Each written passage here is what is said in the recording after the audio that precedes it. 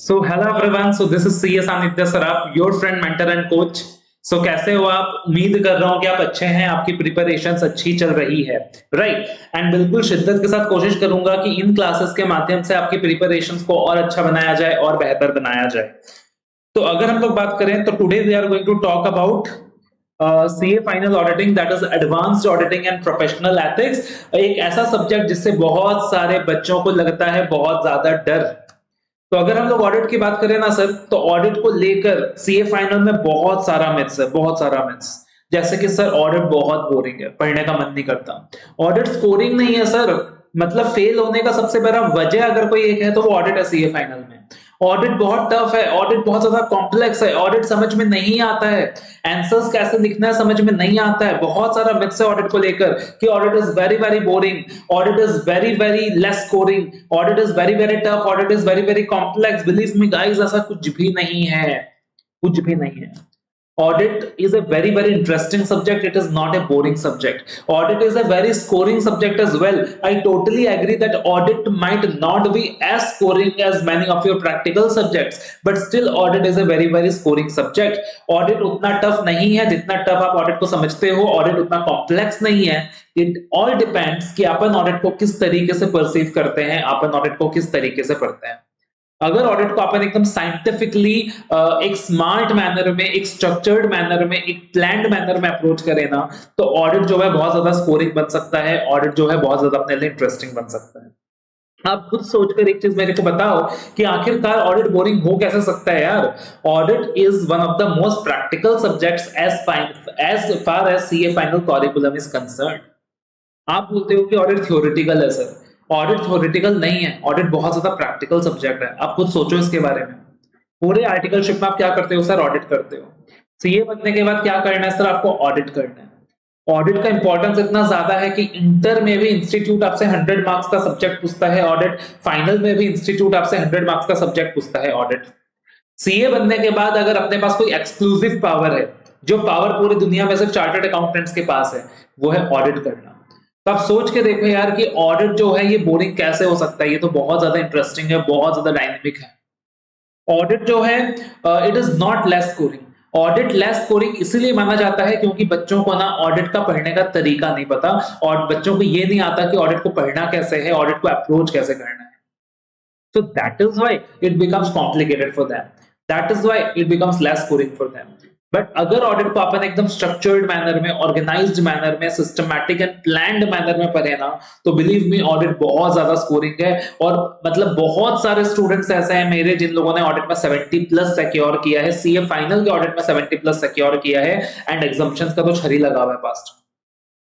सो ऐसा नहीं है कि ऑडिट स्कोरिंग नहीं है, ऑडिट बहुत ज्यादा स्कोरिंग सब्जेक्ट है। बस ऑडिट को अपने को पढ़ने का तरीका आना चाहिए।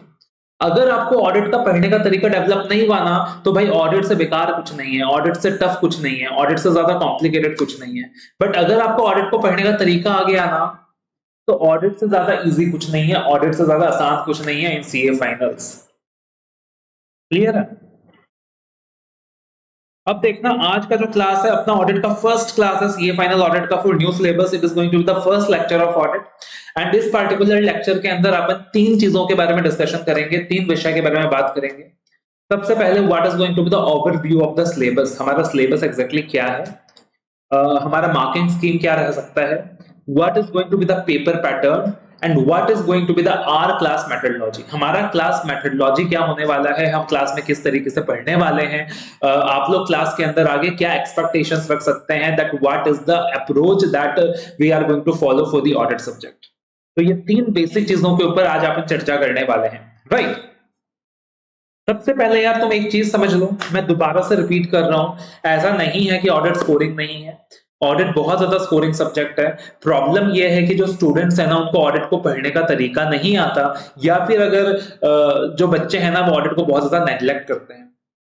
मतलब अगर मैं बच्चों से पूछूं कि बेटा तुम एक चीज बताओ, मान लो एफआर है अपना फर्स्ट ग्रुप के सब्जेक्ट है, बताओ एफआर में कितना टाइम दिया। बच्चा बोलेगा सर एफआर को लेकर मैंने 800 900 घंटे तो दे दिए होंगे, बहुत प्यार से दे दिए होंगे, क्योंकि 300 350 घंटे तो क्लासेस में चला गया। फिर खुद का रिवीजन है, क्लास के साथ खुद एक बार रिवाइज करते हैं, फिर 2 बार और रिवाइज करते हैं, मतलब 800 900 घंटे तो बहुत प्यार से चला गया एफआर में, 1000 घंटे से ऊपर ही गया होगा। एसएफएम में सर अगेन 500 600 700 घंटे बहुत प्यार से चला गया। सर ऑडिट में, अब ऑडिट में बच्चा सोचने लग जाता है 200 घंटे भी आप पता चला कि अपने ढंग से ऑडिट को नहीं दिया, राइट। तो आप खुद सोच के देखो यार, ऑडिट भी अपना 100 मार्क्स का सब्जेक्ट है, एफआर भी अपना 100 मार्क का सब्जेक्ट है, एसएफएम भी अपना 100 मार्क का सब्जेक्ट है, टीटी भी अपना 100 मार्क का सब्जेक्ट है। तो आप इतनी नाइंसाफी कैसे कर सकते हो ऑडिट के साथ? मैं ये नहीं कह रहा कि भाई ऑडिट को तुम एफआर जितना टाइम दो, मैं ये नहीं कह रहा कि तुम ऑडिट को एसपम जितना टाइम दो, डीटी जितना टाइम दो, I am not saying that, but यार ऑडिट को भी एटलीस्ट एक इज्जत तो दो, ऑडिट को भी तुम एटलीस्ट एक रिस्पेक्ट तो दो। 100 मार्क्स का सब्जेक्ट है यार, इतना इंपॉर्टेंट सब्जेक्ट है चार्टर्ड अकाउंटेंट्स के लिए, तो तुम ऑडिट को भी एटलीस्ट उतना इज्जत तो दो जितना ऑडिट डिजर्व करता है। ऐसे तो इसको डिसरिगार्ड मत कर दो यार कि एक प्रैक्टिकल सब्जेक्ट में मैंने 1000 घंटे दिए और ऑडिट को 200 घंटा देना भारी हो रहा है। So that is something you have to understand. Apart from that, काफी सारे बच्चे ऐसे होते हैं कि सर ऑडिट में हमने टाइम तो बहुत दिया बट रिजल्ट्स अचीव नहीं कर पाए। तो उसका क्या कारण है, उसका क्या रीजन है कि आपको ऑडिट पढ़ने का ना सही तरीका नहीं आता। You don't know how to approach audit, आपके कॉन्सेप्ट क्लियर नहीं है, आपके फंडास क्लियर नहीं है, आपको ये नहीं पता कि इंस्टीट्यूट ऑफ चार्टर्ड अकाउंटेंट्स आपसे एग्जाम में क्या एक्सपेक्ट करता है, क्या उम्मीद करता है, इसकी वजह से आपको मार्क्स नहीं आता, राइट। एक बार वो जो एक्सपेक्टेशन का जो गैप है ना कि इंस्टीट्यूट आपसे क्या एक्सपेक्ट करता है एंड आप इंस्टीट्यूट को क्या डिलीवर करते हो, अगर वो जो एक्सपेक्टेशन का जो ब्रिज का गैप है ना वो अगर फुलफिल हो जाए ना, तो आपके लिए ऑडिट में मार्क्स लाना ज्यादा मुश्किल नहीं रहे। तो इन क्लासेस के अंदर ना I am going to make audit interesting for you, I am going to make audit scoring for you, I am actually going to guide you what the institute is exactly expecting from us in the exam hall. ठीक है, क्योंकि सिर्फ audit को पढ़ने से कुछ नहीं होने वाला। Nothing is going to happen if you just blindly study audit. We have to study audit from a scientific point of view as per the expectations of the institute, knowing the expectations of the institute. ठीक है ना? तो उसी institute के expectation के हिसाब से हम लोग अपनी तैयारी करेंगे। जो कंप्लीट प्रिपरेशन होगा सीए फाइनल ऑडिट का वो as per the expectation of the institute होगा, एंड साथ ही साथ बच्चे के टाइम को ध्यान में रखते हुए होगा। I totally understand and I totally respect कि भाई जो सीए फाइनल के स्टूडेंट्स है ना, उनके पास टाइम की बहुत किल्लत होती है, टाइम की बहुत शॉर्टेज होती है, उनको बहुत सारे पेपर्स की तैयारी करनी होती है। तो दैट इज वाई टोटली बच्चों का टाइम को ध्यान में रखते हुए, बिना एक भी टाइम वेस्ट कराए, बिना एक भी सेकंड वेस्ट कराए क्लासेस में हम लोग ऑडिट की तैयारी करने वाले हैं। क्लासेस के अंदर बिल्कुल भी टाइम पास नहीं होने वाला, क्लासेस के अंदर बहुत ज्यादा एग्जाम ओरिएंटेड मेथोडोलॉजी में अपन काम करने वाले हैं, कम समय में मैक्सिमम आउटपुट अपन अचीव करने वाले हैं एंड इंस्टीट्यूट के एक्सपेक्टेशंस के हिसाब से काम करने वाले हैं। अपने को समझना होगा यार, अपने पास उतना एक्स्ट्रा ऑर्डिनरी टाइम नहीं है कि अपन यूं ही वेस्ट कर दें, अपन यूं ही टाइम पास करके वेस्ट कर दें। You don't have so much of time. जितना कम समय के अंदर, जितना कम टाइम फ्रेम के अंदर अपन अपना सिलेबस खत्म कर लें, अपन रिवीजन स्टार्ट कर दें, अपन टेस्ट वगैरह देना स्टार्ट कर दें, उतना अपना एग्जाम में पास होने का चांसेस बढ़ जाएगा। सो दैट इज वाई मेरी कोशिश यही होगी कि कम से कम समय के अंदर आपको ऑडिट बहुत अच्छे तरीके से कवर करवा दूं। साथ ही साथ आफ्टर द क्लासेस, जब क्लासेस खत्म हो जाएगा उसके बाद ऑडिट कैसे पढ़ना है, उसके बाद ऑडिट रिवाइज कैसे करना है, आपको उस विषय में भी गाइड कर सकूं। And till the day of exam, जब तक आप जाकर एग्जाम हॉल में पेपर्स नहीं देते, तब तक आपका हाथ थाम के रखूं, तब तक आपका एक सपोर्ट सिस्टम बनकर रहूं कि भाई मैं तुम्हारे साथ हूं, जब तक तुम एग्जाम हॉल में नहीं घुसते हो, जब तक तुम एग्जाम नहीं देते हो ना, तब तक मैं तुम्हारे साथ हूं। Don't worry about that. तो this is going to be the journey, this is going to be the journey. तो देखना, कुल मिलाकर 3 चीजें जो इस वीडियो के अंदर अपन डिस्कस करने वाले हैं। सर ओवरव्यू ऑफ सिलेबस क्या होने वाला है, paper pattern and class methodology. तो सबसे पहले सर अगर ओवरव्यू ऑफ सिलेबस की बात करें तो पूरे सिलेबस को ना मैंने 3 पार्ट्स में डिवाइड किया है। यहाँ पे पूरे सिलेबस को मैंने 3 पार्ट्स में डिवाइड किया है। याद रखिएगा सर, ये इंस्टीट्यूट का कैटेगराइजेशन नहीं है, ये मेरा इंटरनल कैटेगराइजेशन है आप बच्चों के लिए। तो पूरे सिलेबस को 3 पार्ट में कैटेगराइज किया है, एक स्टैंडर्ड्स ऑफ ऑडिटिंग, एक प्रोफेशनल एथिक्स, एक अदर चैप्टर्स। ठीक है, तो न्यू सिलेबस के अंदर जो स्टैंडर्ड्स ऑफ ऑडिटिंग है ना, इसका जो वेटेज एग्जाम्स में बहुत ज्यादा इंक्रीज हो गया है, इसका जो कवरेज है वो इंक्रीज हो गया है। अब स्टैंडर्ड्स ऑफ ऑडिटिंग एक ऐसा टॉपिक है कि आप लोग इंटर में भी करके आए हो, बट मैं अज्यूम करूंगा कि आपने स्टैंडर्ड्स इंटर में नहीं किया है, क्योंकि इंटर के अंदर जनरली देखा जाता है कि बच्चा थोड़ा बहुत टाइम पास में चीजों को ले लेता है, और काफी बार ऐसा होता है कि यार एग्जाम क्लियर तो हो गया बट हौले हौले हो गया, मेरे को खुद को नहीं पता कि यार मैंने स्टैंडर्ड्स में क्या किया था, एग्जाम क्लियर हो गया। होता है कभी कभी ऐसा। या इंटर में बच्चे ने बहुत मेहनत तो करी होती है, पढ़ाई करी होती है, बट जब तक वो फाइनल में आता है वो अपने कॉन्सेप्ट को भूल जाता है। सो दैट इज वाई आप यही अज्यूम करेंगे कि आपने इंटर में स्टैंडर्ड्स ऑफ ऑडिटिंग नहीं करा है, उसी तरीके से हम लोग यहाँ पे तैयारी करने वाले हैं। उसके अलावा जो सेकंड एस्पेक्ट है अपने सिलेबस का, that is going to be professional ethics, and the third is going to be the other miscellaneous chapters. अब स्टैंडर्ड्स ऑफ ऑडिटिंग जो है ना, एक बहुत ब्रॉड एरिया है। Standards of auditing is a very very broad area that we need to cover in our syllabus. तो ऐसे 200 से लेके ऐसा 700 सीरीज जो आप इंटर में पढ़ते थे, वो पूरा का पूरा अपने सीए फाइनल के सिलेबस में भी है। ऐसे 200 से लेके 700 का जो पूरा का पूरा सीरीज है। कुछ स्टैंडर्ड्स में इंस्टीट्यूट ने बोला हुआ है कि अरे भाई इंटर में एप्लीकेबल है बोलकर फाइनल के लिए इतना रेलिवेंट नहीं है, बट वो टाइम पास है टोटल। आप इंस्टीट्यूट पे भरोसा बिल्कुल नहीं कर सकते हो इन मामलों में, अपने को पढ़ना सारा स्टैंडर्ड ही होगा। तो ऐसे 200 से लेके 700 का सीरीज जो आप इंटर में पढ़ते थे, एज इट इज आप फाइनल में पढ़ने वाले हो। उसके अलावा एक नया एडिशन है ऐसे 800 सीरीज, एक नया एडिशन है ऐसे 800 सीरीज। पहले जब अपना पुराना सिलेबस हुआ करता था ना, एकदम पुराना सिलेबस, राइट, 5-6 साल पहले, तो उस वक्त अपने सिलेबस में ऐसे 800 सीरीज था। फिर इंस्टीट्यूट न्यू सिलेबस लेकर आया, उससे 800 सीरीज को हटा दिया। वो पुराने सिलेबस में 800 सीरीज हुआ करता था, रिव्यू एंगेजमेंट्स के स्टैंडर्ड्स हुआ करते थे, एश्योरेंस एंगेजमेंट्स के स्टैंडर्ड्स हुआ करते थे, रिलेटेड सर्विसेज के स्टैंडर्ड्स हुआ करते थे। बट अगेन फिर न्यू सिलेबस इंस्टीट्यूट लेकर आया, ये सारे स्टैंडर्ड्स को सिलेबस से हटा दिया, बोला कि सिलेबस को कम कर रहे हैं। अब दोबारा इतने साल बाद इंस्टीट्यूट फिर से एक नया सिलेबस लेकर आ रहा है और दोबारा से इन्हीं पुराने स्टैंडर्ड्स को अपने सिलेबस में दोबारा से रीइंसर्ट कर रहा है। तो इंस्टीट्यूट बेसिकली क्या कर रहा है यार, कुछ नहीं कर रहा। पुराना सिलेबस था, उसमें ये सारे टॉपिक्स थे, वहां से हटाया, राइट, देन न्यू सिलेबस अब जो दोबारा आ रहा है यहाँ पे फिर से डाल दिया। That is what the institute is doing. तो ऐसे 800 सीरीज एक नया एडिशन है। Standards on related services, standards on review engagements, SREs, that is standards on review engagements, SRS, that is standards on related services, SAEs, that is standards on assurance engagement. ये सारा नया edition है in standards of auditing. Then we have standards on quality control. तो standards of auditing अपने आप में बहुत vast topic है। ऐसे 200 से लेकर 700 का सीरीज पूरा का पूरा इंटर वाला सेम, फिर 800 का सीरीज जिसमें आप 3 स्टैंडर्ड्स पढ़ोगे, फिर स्टैंडर्ड्स ऑन रिव्यू एंगेजमेंट्स, फिर स्टैंडर्ड्स ऑन रिलेटेड सर्विसेज, फिर standards on assurance engagements, and then we have the standard on quality control. तो लगभग आप देखोगे 44 टू 45 स्टैंडर्ड्स अपने को सीए फाइनल में पढ़ना है। तो standards of auditing is again something that is very very important as far as our new syllabus is concerned, and आपने जो standards of auditing है ना, standards of auditing में बहुत ज्यादा efforts लगाने वाले हैं, बहुत ज्यादा मेहनत करने वाले हैं। एक separate volume provide किया जाएगा आपको standards of auditing के लिए, बुक्स की भी अगर हम लोग बात करें। क्लासेस के अंदर standards of auditing बहुत ज्यादा सिंपल वे में, कंसाइज वे में, एग्जाम ओरिएंटेड मैनर में कराया जाएगा। एंड टू एंश्योर कि standards of auditing आप कभी भी ना भूलो, हम लोग आपको इतने सारे रिविजनरी टूल्स प्रोवाइड कर देंगे ना स्टैंडर्ड्स के लिए कि एग्जाम तक 10 से 15 बार तो अपना स्टैंडर्ड्स रिवाइज हो ही जाएगा। उसके अलावा सिलेबस का जो सेकंड पार्ट है, that is going to be the professional ethics. Syllabus में पहले भी था, अब भी है। अगेन स्टैंडर्ड्स ऑफ ऑडिटिंग भी पहले भी था, अब भी है, बट सर्टेन एडिशंस हैं। तो प्रोफेशनल एथिक्स के अंदर चार्टर्ड अकाउंटेंट्स एक्ट हो गया, रेगुलेशंस हो गया, गाइडलाइंस हो गया, शेड्यूल्स हो गया, ये सारा कुछ कवर्ड रहेगा कि चार्टर्ड अकाउंटेंट जब बन जाएंगे तो अपने ऊपर कौन सा एक्ट लगेगा, कौन सी गाइडलाइंस लगेगी, कौन से रेगुलेशंस लगेंगे, कौन से शेड्यूल्स लगेंगे। तो ये सारा अपन पढ़ने वाले हैं प्रोफेशनल एथिक्स के अंदर। तो पहला हिस्सा था सिलेबस का स्टैंडर्ड्स ऑफ ऑडिटिंग। तो बेसिकली जब हम ऑडिट करते हैं तो ऑडिट करते वक्त अपन ऑडिट कैसे करते हैं ये हमें स्टैंडर्ड्स ऑफ ऑडिटिंग बताता है, ठीक है। उसके बाद अगर हम बात करें जब हम चार्टर्ड अकाउंटेंट बन जाते हैं तो चार्टर्ड अकाउंटेंट बनने के बाद अपने को क्या क्या ध्यान रखना पड़ता है ये अपने को प्रोफेशनल एथिक्स बताता है। And then we have other chapters, that is specialized areas.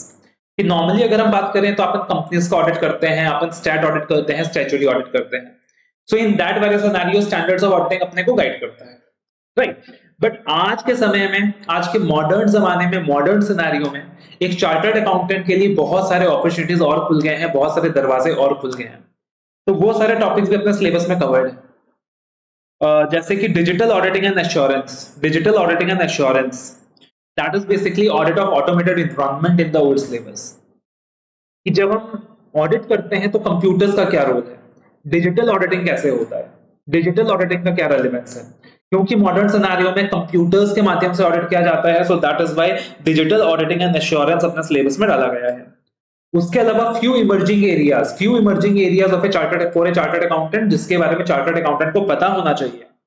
जैसे कि आज के समय में अपन एसडीजी के ऊपर एश्योरेंस देते हैं, सस्टेनेबल डेवलपमेंटल गोल्स के ऊपर एश्योरेंस देते हैं, ईएसजी के ऊपर एश्योरेंस देते हैं, राइट। इन ईएसजी के ऊपर क्या करते हैं सर, अपन एश्योरेंस देते हैं, that is environmental social goals. तो ये सारी इमर्जिंग एरियाज के अंदर आते हैं कि आज के टाइम में आपको पता नहीं होगा यार कि चार्टर्ड अकाउंटेंट बनने के बाद मैं एसडीजी के ऊपर भी एश्योरेंस दे सकता हूँ, सस्टेनेबल डेवलपमेंट गोल्स के ऊपर भी एश्योरेंस दे सकता हूँ, मैं एनवायरमेंट के ऊपर भी एश्योरेंस वगैरह दे सकता हूँ। तो ये सारे इमर्जिंग एरियाज है। उसके बाद audit of CFS, audit of consolidated financial statements, then audit of PSUs, that is audit of public sector undertakings, then we have audit of banks कि जब बैंक को ऑडिट करेंगे तो कैसे करेंगे, we have audit of NBFCs, that is non banking financial companies का जब audit करेंगे तो कैसे करेंगे, इंटरनल ऑडिट, क्योंकि आज के समय में इंटरनल ऑडिट जो है वो स्टैट ऑडिट के बराबर पॉपुलैरिटी गेन करते जा रहा है। Then we have the topics of due diligence, investigation, forensic accounting. तो ड्यू डिलिजेंस हो गया कि कंपनीज का मर्जर वगैरह होता है, एमलगमेशंस वगैरह होता है, तो वहां चार्टर्ड अकाउंटेंट का क्या रेलेवेंस है। इन्वेस्टिगेशन हो गया फॉरेंसिक अकाउंटिंग, जो कि अगेन एक नया फील्ड है चार्टर्ड अकाउंटेंट्स के लिए टू एक्सप्लोर। तो फॉरेंसिक अकाउंटिंग हो गया, ये सारा अदर चैप्टर्स के अंदर आता है। तो डिजिटल ऑडिटिंग एंड एश्योरेंस हो गया, emerging areas we have like SDG, ESG, audit of CFS, audit of PSU, बैंकों का ऑडिट, एनबीएफसी का audit, internal audits, due diligence, investigation, forensic accounting. और फॉरेंसिक अकाउंटिंग के अंदर आप देखोगे ना कि फॉरेंसिक अकाउंटिंग स्टैंडर्ड्स का भी ओवरव्यू इंस्टीट्यूट ने अपने सिलेबस में इंसर्ट किया है, the overview of forensic accounting standards. तो overall this is going to B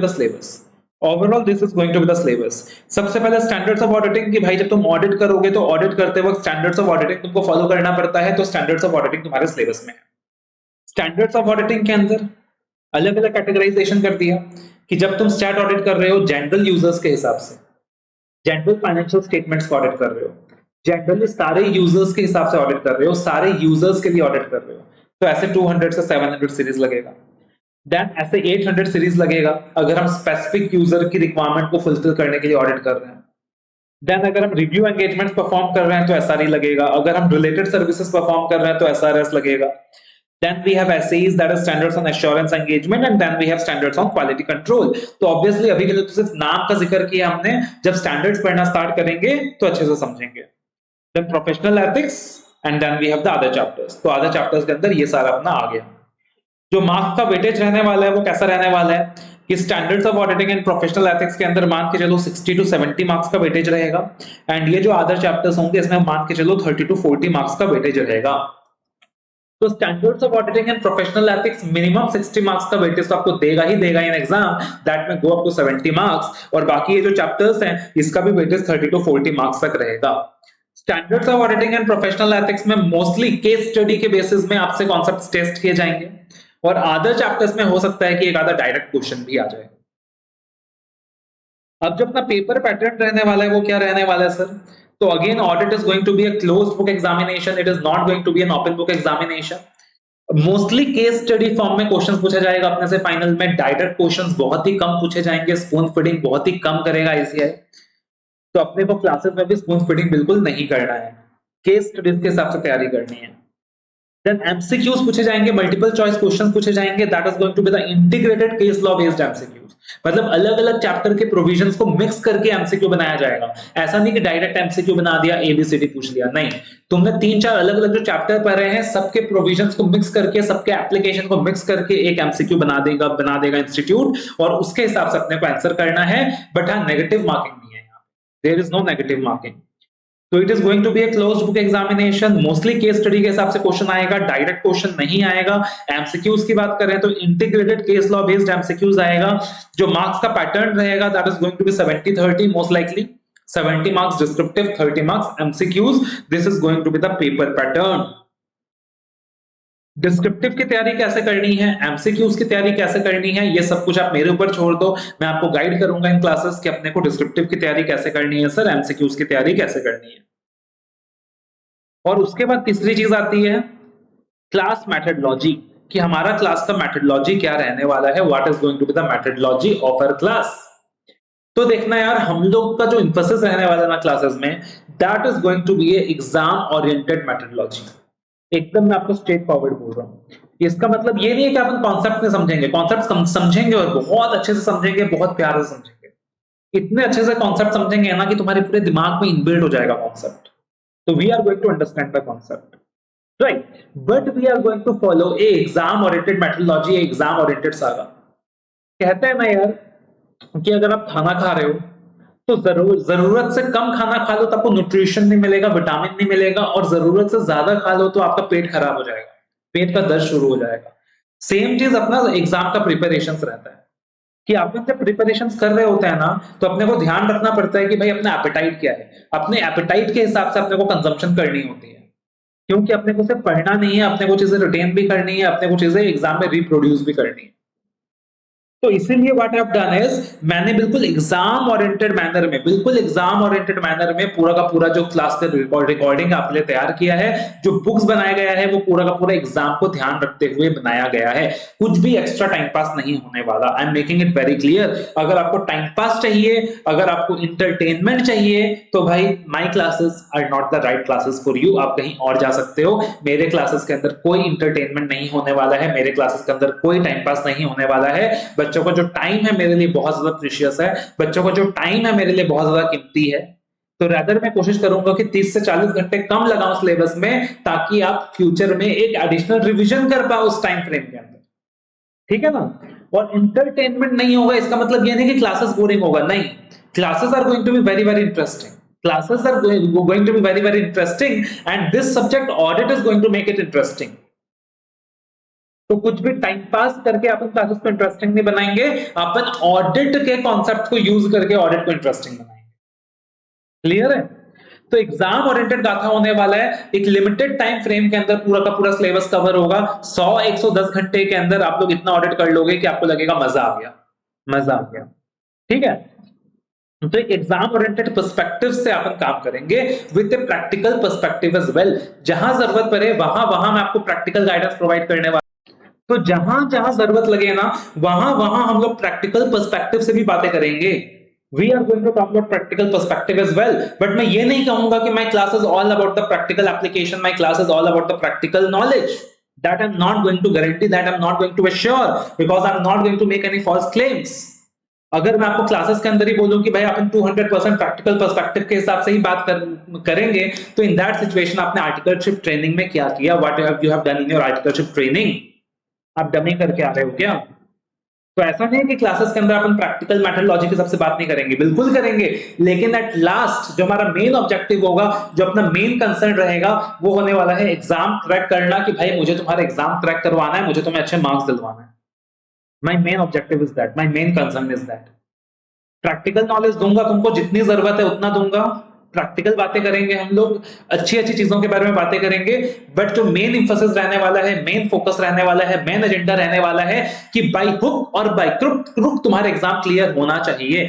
by hook और बाय क्रुक तुम्हारा एग्जाम क्लियर होना चाहिए, ऑडिट में तुमको अच्छे मार्क्स आने चाहिए, ऑडिट तुम्हारे दिमाग में जाना चाहिए, ऑडिट तुमको समझ में आना चाहिए। तुमको ऑडिट डिटेल जितना वास्ट ना लगे, तुमको ऑडिट इजी लगे, मैनेजेबल लगे, कंसाइज लगे, तुम्हारे अंदर वो भरोसा जाग जाए कि यार ऑडिट जो है ना, मैं 4 से 5 बार रिवाइज कर सकता हूं, मैं आराम से बहुत अच्छे मार्क्स लेकर आ सकता हूं। That is the main agenda of the class, that is the main objective of the class. इसलिए मैंने बैच का नाम भी दिया है audit exam oriented batch. Exam oriented batch का मतलब ये नहीं कि सर कवरेज में कमी होगी, नहीं, कवरेज पूरी होगी, कवरेज पूरी होगी, बुक्स पूरे होंगे, हर कुछ पूरा होगा, मगर अपन टाइम पास नहीं करेंगे, अपन टाइम वेस्ट नहीं करेंगे, अपन बच्चे का टाइम का ध्यान रखेंगे। किसी चीज को मैं 4 घंटे में भी करा सकता हूं, किसी चीज को मैं 2 घंटे में भी करा सकता हूं। बस फर्क क्या है कि व्हाट इज द अप्रोच। अगर मेरा अप्रोच सही है ना, तो आपको 2 घंटे में चीजें बेटर वे में समझ आएंगी देन कंपेयर टू कि आप 4 घंटे दे रहे हो।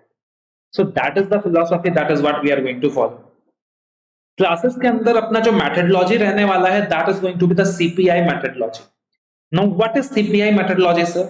CPI methodology is concepts, presentation and interlinking. We are going to focus on 3 aspects. पहला कॉन्सेप्ट्स, दूसरा प्रेजेंटेशन, तीसरा इंटरलिंकिंग। तो पहला हो गया कॉन्सेप्ट्स। कॉन्सेप्ट तो मतलब बिल्कुल बेस है, ये तो आत्मा है।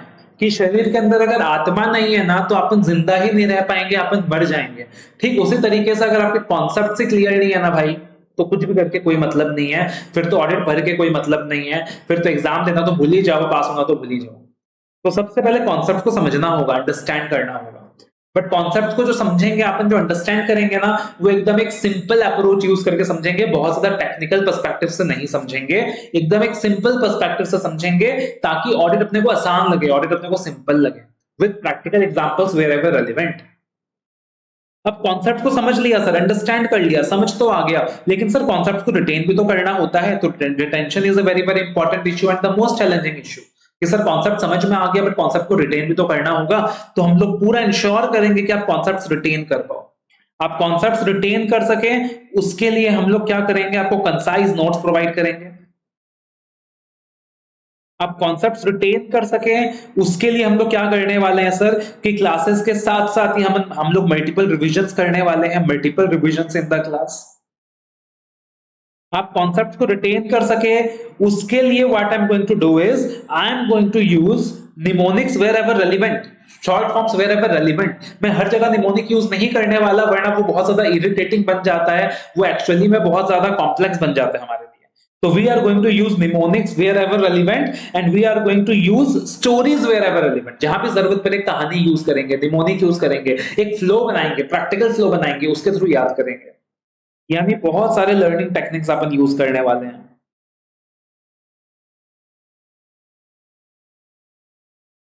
प्रॉब्लम क्या होता है कि सर क्लासेस के वक्त सबको समझ में आ गया, क्लासेस के वक्त सब कुछ क्लियर है, बट आफ्टर द क्लासेस, जब क्लासेस खत्म हो गया, उसके बाद सर अपन ने ऑडिट 15-20 दिन हाथ नहीं लगाया और उतने में तो अपना ऑडिट हो गया ब्लैंक, अपना दिमाग से इरेज हो गया ऑडिट। होता है ना ऐसा? तो वैसा ना हो, उसके लिए मैं आपको रिविजनरी वॉइस क्लिप्स प्रोवाइड करने वाला हूं आफ्टर द क्लासेस, कि भाई तुमने पूरा का पूरा सिलेबस कर लिया, अब तुम डेली बेसिस में खाली 15-20 मिनट क्या करो, रिविजनरी वॉइस नोट सुनते रहो। आप जो भी सब्जेक्ट पढ़ना है पढ़ रहे हो, बट डेली बेसिस में सिर्फ वॉइस नोट सुन रहे हो। और वो जो वॉइस नोट्स है वो इतना ज्यादा इफेक्टिव है, इतना ज्यादा मजेदार है कि आप बोलोगे सर मजा आ गया जिंदगी में, इससे अच्छा कुछ हो नहीं सकता। something that has happened, something that has happened, the most beautiful thing, तो वो क्या है सर, रिविजनरी वॉइस क्लिप्स है। कि कोई सबसे बेहतरीन चीज मेरे साथ हुई है ना स्पाइनल की जर्नी में, तो वो वॉइस क्लिप्स है। That is what you are going to say and I am going to guarantee that. मतलब आपको समझ, आप एकदम रियलाइज करोगे the power of voice clip. आप बोलोगे सर मजा आ गया यार, मैं सर खाना खा रहा था, लंच करते करते मैंने वो वॉइस नोट चला दिया स्पीकर में, मेरा कॉन्सेप्ट रिवाइज हो गया। सर मैं वॉशरूम गया हुआ था, वॉशरूम जाते जाते अपने प्राइवेट जोन में बैठे बैठे मैंने वॉइस नोट चला दिए, मेरा सिलेबस रिवाइज हो गया, मेरा चैप्टर रिवाइज हो गया। तो इस तरीके से आप डेली बेसिस में वॉइस क्लिप्स के माध्यम से क्या कर पाएंगे, सिलेबस के साथ टच में रहेंगे। एंड बिफोर एग्जाम आपको मिलने वाला है रिविजनरी वीडियोस। तो इन वीडियोस के माध्यम से दोबारा से आप पूरे सिलेबस को रिवाइज कर लोगे। और फाइनली आता है सर डिलीवर। कॉन्सेप्ट को अंडरस्टैंड कर लिया, रिटेन कर लिया, डिलीवर कैसे करना है, तो that is again we are going to teach you in the classes. उसके बाद देखना सर, जो सेकंड एस्पेक्ट है जिस पर अपन बहुत ज्यादा इंफोसिस करने वाले हैं, that is going to be one of the USP of our classes, presentation. Problem ये है सर, काफी बच्चों को कॉन्सेप्ट समझ में आ जाता है, याद भी रह जाता है, फिर भी अच्छे मार्क्स नहीं मिलते। कि सर कॉन्सेप्ट समझ भी आया, कॉन्सेप्ट रिटेन भी हुआ, बट सर फिर भी 50 नंबर आके रह गया, फिर भी एग्जाम्पशन नहीं आया, फिर भी 70 नहीं आया। ऐसा क्यों होता है? क्योंकि जो प्रेजेंटेशन अपन डिलीवर करते हैं ना, that does not matches with the expectation of the institute. हम लोग ये चीज समझ ही नहीं पाते कि हम लोग एक प्रोफेशनल एग्जामिनेशन का पेपर अटेम्प्ट कर रहे हैं, और यहाँ जो लेवल ऑफ प्रेजेंटेशन है जो अपन से एक्सपेक्टेड है, that is completely different from what we are delivering. And this becomes one of the biggest reason of our failure. Presentation, poor presentation, चाहे ऑडिट हो, चाहे डीटी हो, आईडीटी हो। तो ये सारे सब्जेक्ट्स के अंदर ना एक बहुत बड़ा विषय जिसकी वजह से आप एग्जाम में फेल होते हो, दैट इज पुअर प्रेजेंटेशन। तो हम लोग प्रेजेंटेशन में बहुत ज्यादा काम करने वाले हैं, बहुत ज्यादा वर्क करने वाले हैं। मेरे बच्चे का प्रेजेंटेशन हमेशा देश के अंदर बेस्ट होता है एंड विल एंश्योर कि आपका प्रेजेंटेशन ना एकदम स्टैंड आउट हो, देश के अंदर सबसे बेस्ट प्रेजेंटेशन हो। And finally what we are going to focus is interlinking. कि इंटरलिंकिंग एक्सपेक्ट ऑडिट में बहुत इंपॉर्टेंट होता है। आपस में स्टैंडर्ड्स का इंटरकनेक्शन, स्टैंडर्ड्स का प्रोफेशनल एथिक्स के साथ का इंटरकनेक्शन। कंपनी ऑडिट ऑल्दो आपके सिलेबस में नहीं है in new syllabus, but company audit के साथ इंटरकनेक्शन। तो वो जो इंटरलिंकिंग एक्सपेक्ट है ना, that is very very relevant. Audit का बाकी सब्जेक्ट के साथ इंटरकनेक्शन। तो इंटरलिंकिंग एक्सपेक्ट में भी अपन बहुत ज्यादा काम करने वाले हैं। So we are going to focus on the CPI model, concept, presentation, interlinking, और इस मेथडोलॉजी के साथ अपन पूरा का पूरा सिलेबस का तैयारी करने वाले हैं। सबसे पहले अपना क्लास का सीक्वेंस क्या रहेगा सर, कि अपन एकदम बेसिक्स के ऊपर काम करेंगे। पहला 2-3 लेक्चर अपना सिर्फ और सिर्फ बेसिक्स का रहेगा, एज्यूमिंग कि आप ऑडिट के बिल्कुल न्यू स्टूडेंट हो, ऑडिट के बिल्कुल एक नए बच्चे हो, आपने कभी ऑडिट नहीं किया है, आपने इंटर में भी ऑडिट अच्छे से नहीं किया है। तो पहले हम लोग कुछ बेसिक लेक्चर्स लेंगे, उसके बाद जाकर अपन मेन चैप्टर्स में आएंगे। और मेन चैप्टर्स करते वक्त भी मैंने एक सीक्वेंस डिजाइन किया हुआ है, और उसी सीक्वेंस के साथ अपन क्या करने वाले हैं, आगे बढ़ने वाले हैं, जिससे आपके लिए ऑडिट आसान हो जाएगा। जैसे कि मैंने आपको बताया था सर, एक एग्जाम ओरिएंटेड फिलॉसफी हम लोग फॉलो करने वाले हैं। बिल्कुल टाइम पास नहीं होने वाला, बिल्कुल आपका टाइम वेस्ट नहीं होने वाला, आपका समय को बहुत इज्जत दिया जाएगा, आपके समय को बहुत वैल्यू दिया जाएगा। इसका मतलब ये बिल्कुल नहीं है कि क्लासेस को बोरिंग बनाई जाएगी, classes will be interesting, but आपके टाइम को रिस्पेक्ट करते हुए।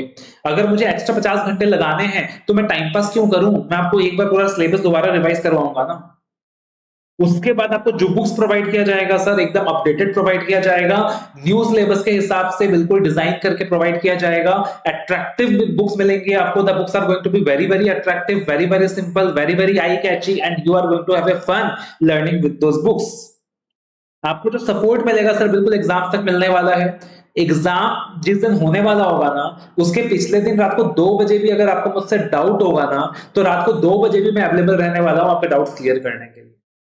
तो बिल्कुल सपोर्ट मिलने वाला है, फुल सपोर्ट मिलने वाला है टिल एग्जाम्स। हम लोग क्लासेस के अंदर ही मल्टीपल टाइम सिलेबस को रिवाइज करने वाले हैं, एंड साथ ही साथ मैं इंश्योर करने वाला हूं कि आपके एग्जाम आने तक ना ऑडिट 10 से 12 बार रिवाइज हो जाए। क्या बात कर रहे हो सर, 3 बार रिवाइज करना मुश्किल हो जाता है, आप कह रहे हो 10 से 12 बार रिवाइज हो जाए? बिल्कुल। अगर आपने मुझे गुरु मान लिया, अगर आपने मुझे अपना मेंटर मान लिया, अपना कोच मान लिया, और मेरे बताए गए गाइडलाइंस को फॉलो किया, तो 10 से 12 बार ऑडिट में आपका रिवाइज करवाऊंगा, मेरी गारंटी है। क्लासेस के साथ साथ 2 बार रिवीजन होगा, रिविजनरी वॉइस क्लिप्स के माध्यम से कम 5-6 बार रिवीजन होगा, वीडियोस के मामले से फिर से 1 बार रिवीजन होगा, और 2 बार तुम्हारे खुद के रिवीजन। 10 से 12 बार तुम्हारा सिलेबस रिवाइज करवाऊंगा, अगर आपने मुझ पर भरोसा जताया, अगर आपने मुझ पर भरोसा दिखाया, राइट। लेकिन कहते हैं ना यार, कि आप किसी डॉक्टर के पास भी जाओगे ना, तो डॉक्टर की दवा आप पे तभी असर करेगी अगर आप डॉक्टर पे भरोसा करोगे। डॉक्टर ने आपको मेडिसिन दे दिए, दवा दे दिया, अगर आप उन दवा को लोगे ही नहीं, या जो डोज डॉक्टर ने दिया था उस डोज के हिसाब से नहीं लोगे, तो आपकी बीमारी कभी सही नहीं होगी। तो भाई, अगर आप भी मेरे साथ ऑडिट के सफर में जुड़े हो, ऑडिट की जर्नी में जुड़े हो, तो आपको मेरे ऊपर भरोसा करना पड़ेगा। आपको मुझे ऑडिट का अपना डॉक्टर ट्रीट करना होगा, और जो डोज आपको दूंगा, जो कैप्सूल्स आपको प्रिस्क्राइब करूंगा, वो सारा आपको लेना होगा। अगर आपको भरोसा नहीं है, अगर आपको फेथ नहीं है, तो भाई इस जर्नी में साथ में जुड़ के कोई मतलब नहीं बनता, उसका कोई रेलेवेंस नहीं है। आप मेरे साथ ऑडिट की इस जर्नी में तभी जुड़िएगा अगर आपको मेरे ऊपर बिल्कुल भरोसा हो, बिल्कुल फेथ हो। अपनी तरफ से मैं 200% देने वाला हूं आपके लिए, बिल्कुल जान लगा देंगे सर कि ऑडिट में आपको मतलब बहुत अच्छे मार्क्स आ जाएं। टिल एग्जाम आपको सपोर्ट मिलेगा, 200% हर माध्यम से सपोर्ट मिलेगा, लेकिन कंडीशन एक ही है कि मुझे भी आपका 200% चाहिए। मैं अपना 200% आपको देने को तैयार हूं सर, तो आपको भी क्या करना होगा, अपना 200% मेरे को देना होगा। कहते हैं ना कि भाई वो कंसिडरेशन दोनों पार्टीज की तरफ से फ्लो होना चाहिए। I am giving you my 100%, you are giving me my 100 your 100%, and together we are making that 200%। तो मेरा 100% और आपका 100% अगर मिल जाए ना, तो हम लोग साथ में मिलकर ऑडिट में आग लगा देंगे, एंड इंश्योर करेंगे कि ऑडिट अपने लिए बिल्कुल भी मुश्किल ना रहे, ऑडिट अपने लिए आसान बन जाए, स्कोरिंग बन जाए। मैं ऐसा नहीं बोलूंगा भाई ऑडिट तुम्हारे फिंगर टिप्स में आ जाएगा, ऑडिट तुम्हारे लिए हलवा बन जाएगा, ऑडिट तुम्हारे लिए केक वाक हो जाएगा। मैं ऐसा बिल्कुल नहीं बोलने वाला, क्योंकि भाई सीए फाइनल का सब्जेक्ट है। अगेन, इस पार्टिकुलर सब्जेक्ट का एक स्टैंडर्ड है, इस पार्टिकुलर सब्जेक्ट की डिग्निटी है, तो डेफिनेटली इतना आसान नहीं है। अगर मैं तुमको बोलूंगा बहुत आसान है, हलवा है, केक वाक है, गलत होगा। It is going to be challenging to crack this paper, but we together are going to ensure that we conquer the challenge, and we actually make audit very very scoring, make audit very very interesting, and साथ ही साथ we score very very good marks in the audit subject। ठीक है जी।